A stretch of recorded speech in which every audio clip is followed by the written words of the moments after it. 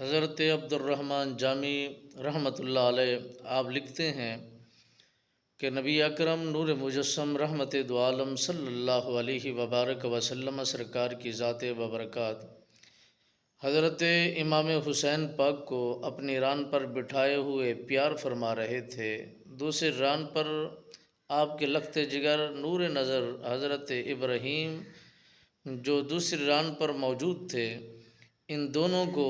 اٹھائے ہوئے پیار فرما رہے تھے، محبت کی نگاہوں سے دیکھ رہے تھے، دونوں سے محبت کی بہترین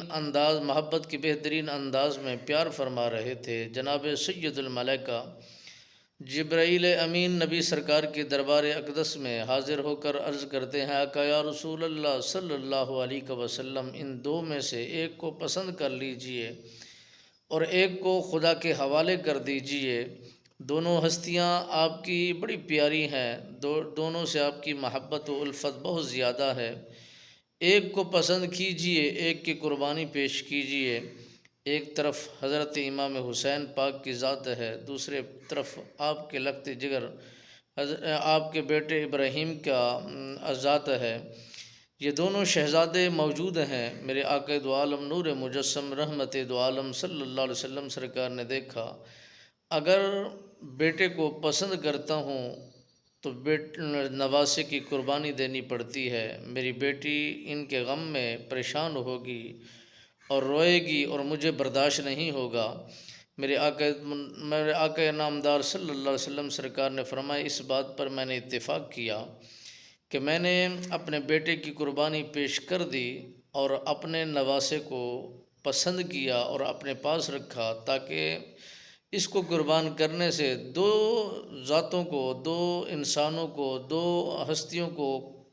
بہت بڑی تکلیف کا سامنا ہوگا۔ مجھے بھی تکلیف ہوگی ان کے صدمے میں، میری بیٹی کو بھی ان کے صدمے میں بہت ساری تکلیفوں کا سامنا کرنا ہوگا۔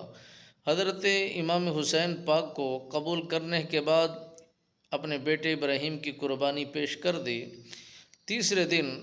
آپ کے بیٹے کا جب وصال ہوا، میرے آقا نامدار صلی اللہ علیہ وسلم سرکار نے مدفون کرنے کے بعد کچھ دنوں کے بعد حضرت امام حسین سرکار کو گود میں لیے ہوئے آپ نے فرمایا، میرے صحابہ، یہ وہ ہستیاں ہیں جن کو میں نے اپنے بیٹے کی قربانی دے کر انہیں بچایا ہے، اور ان کو خدا محبوب جانتا ہے، میں اس کو محبوب جانتا ہوں، جو اس سے پیار کرتا ہے وہ مجھ سے پیار کرتا ہے، جو ان سے نفرت کرتا ہے وہ ہم سے نفرت کرتا ہے۔ اس لیے میرے آقا نامدار صلی اللہ علیہ وسلم سرکار نے فرمایا، ان سے محبت میں کوئی رئی کے ذرے کے برابر بھی کمی نہیں کرنی چاہیے۔